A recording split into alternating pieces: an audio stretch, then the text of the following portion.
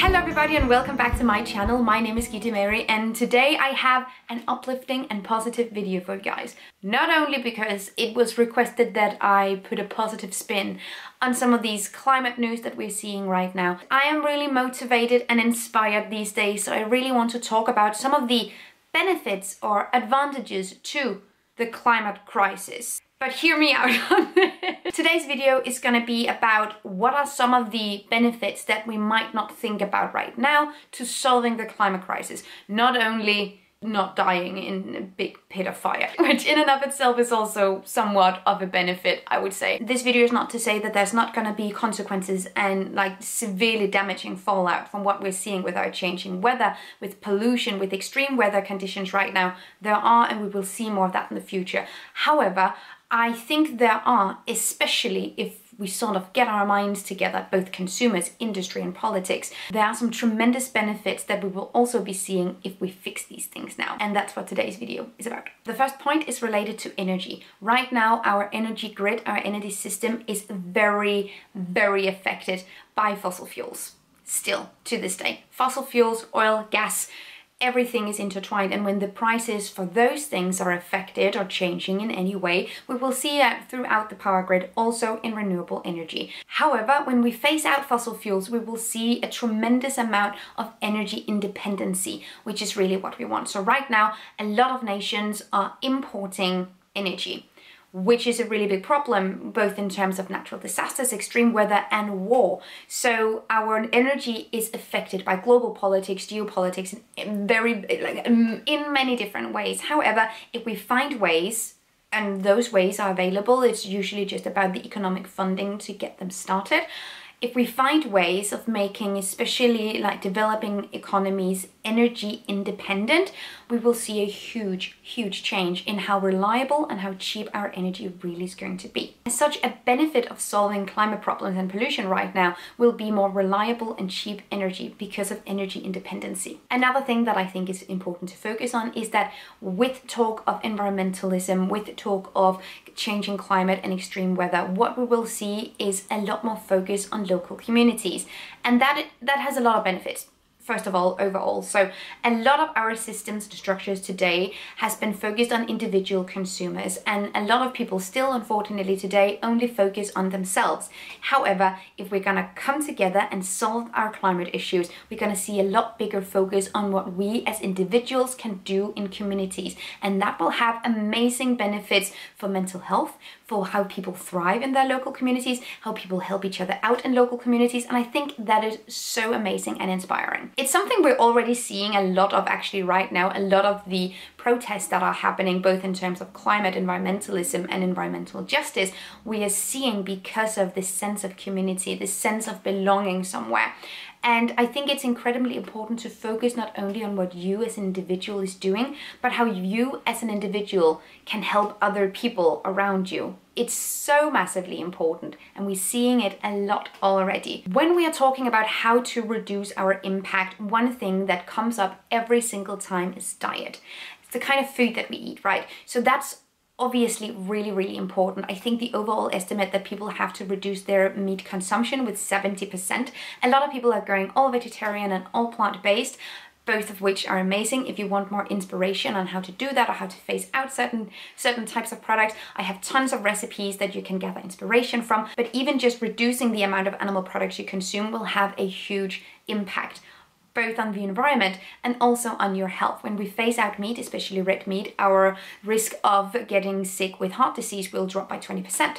So we're gonna see, if we start as a population, a global population, to be predominantly reliant on plant-based foods instead of animal-based foods, we will see a lot of health benefits in that regard as well. Now, I don't know if this is just way too positive for you guys on this channel. I don't know if this is what you came here for. I think it's important to also focus on the good things, even when things look the most scary, even when we're sort of like consumed by this fear, because we all have it to some extent or another. Like, even if it's like just small specks of anxiety, or if it's like completely mind-numbing anxiety, I think it's important to also focus on these good things. I think it's just so massively important. And when I talk about climate change and when I talk about environmentalism, especially in the analysis series about impact, it's often with a focus on how bad things are, because a lot of things are bad. However, things are not exclusively bad, and I think that's really important to focus on. Something that I recently heard that just really stuck with me is that people don't make rational decisions out of fear. If we try to alter our existence to be as sustainable as we can based on fear, we won't get very far because we don't think clearly when we're scared. So instead of trying to sort of use fear as the fuel, pun intended, in our sustainable journey, I want to make other feelings available, or I want to inspire other feelings that might be a lot more beneficial when we're changing our lifestyles. Another thing that might come from this that's really beneficial is new skills. We will have to learn or relearn skills that many of us might not be very acquainted with. Things like making stuff from scratch or repairing things, both textiles and hardware. Being able to do all these things that has been outsourced for decades at this point, I think it's really inspiring, and I've already started looking into some new skills that I actually didn't have any clue as to what to do with. I am learning gardening and growing my own food and regrowing my own food. I'm learning how to take care of things and how to repair them when they break.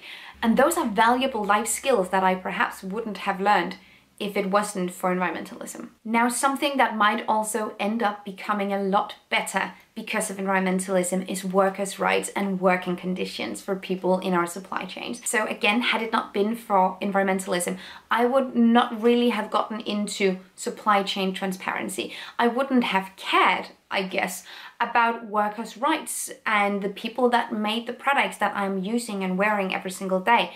But environmentalism for me has sort of been a way of also start looking at ethical production. And that's something that comes, like, these things go hand in hand for sure. So because of environmentalism, because of people are becoming aware of who's making their products, if they're being treated right, if the planet is being treated right, and if the companies that they're supporting are working with or against them, a lot more people are starting to demand businesses that they do right. So in the future, we'll be able to see much more transparency in our supply chains because consumers are demanding it. We will see more fair treatment of people in the supply chains, and we will see those people making livable wages because those things are becoming more and more important to consumers. Another part of a sustainable diet also involves looking more at seasonal and locally produced produce. So what that means in sort of like the grand scheme of things is that over time, hopefully, and already what we are sort of seeing is that more and more consumers are starting to phase out a lot of imported goods in favor of things that can grow right where they live. And that is really, really good. It means that our global food systems are becoming stronger. Right now, they're incredibly weak. Very few things has to happen globally for our food systems to completely fall apart and for millions of people to be left without food, because a lot of nations right now, a lot of economies are dependent on imported goods because they themselves are using all their own agricultural space to export other things. If we change this around, if more people are becoming able to grow the food that they and their population is needing, we will see stronger food systems, we will see less people growing without food, and we will also see less food waste. This is something I am really excited about because we can talk about this from like the political perspective, but it's also something so incredibly physical in our everyday lives, choosing the locally or seasonally produced foods in our supermarkets, at our farmers markets, and finding ways of reconnecting with these foods. One example for me is that I have never really been into like bitterness. Like the taste of something bitter in my food has always been something I've disliked. However, I've learned that a lot of the, especially like autumn or winter produce that we have in Denmark, a lot of the flavors are bitter. A lot of our wild herbs are bitter, and being able to reconnect with these flavors, being able to reconnect with older recipes and being able to appreciate them, it's not only more sustainable, it's so incredibly satisfying. And lastly, one of the benefits that we will see if we solve the climate crisis, which is possible, by the way, that's the underlying premise of this entire video, because it is, one of the things that we definitely just need is funding and motivation, both from consumers, also from the political spectrum. Anyway, the last thing I want to talk about is climate justice. So we cannot solve the climate crisis, without climate justice, without abolishing environmental racism, without listening to indigenous communities and the voices from indigenous communities. We cannot solve the climate crisis without those people, without those voices, and without those cultures. So when we do solve the climate crisis, that means that we will be able to abolish a lot of these systems that are keeping them from speaking out loud. I would love to live in that world. That's just all I'm saying. I would love to live in that world. One of the things that we can start doing in this regard already today is supporting those advocates and those activists and those people with those voices, finding them on social media, liking their content, interacting with their content, and lifting them up, sharing their messages. Anyway, I hope you like this video. It's a lot different from the content that I usually do, but I think it's important while we're talking about all the studies, all the statistics, all the things that are wrong, all the things that we can do. I think it's also great. I think it's actually necessary to stop for a second and think about what emotions environmentalism are invoking in us right now. Is it only fear and anger and just like absolute fury? Those feelings are valid and allowed to exist. And actually, I feel like within any good environmentalist, they should exist to some extent. We just also need the other part of the spectrum. We also need the joy, and we need the humor, and we need sort of like the motivation and the inspiration and the positive outlook on the future. That's not naive, that's survival. Thank you so much for watching this video. I hope that you liked it. If you have any thoughts related to this, leave them down below because I would love to check them out. And if you have any other benefits or advantages that you can see from solving the climate crisis, but from the changing climate, let me know down below. I'd love to hear you guys out. Thank you so much for watching. Have an amazing day. I will see you guys next time. Take really good care of yourselves. Until then, bye. Thank you so much for watching this video, and also a special thank you to my Patreon supporters. You guys help me create green, zero-waste content, and I love you guys. You can find the links to my social media accounts down below and the link to my Patreon on this screen. Bye!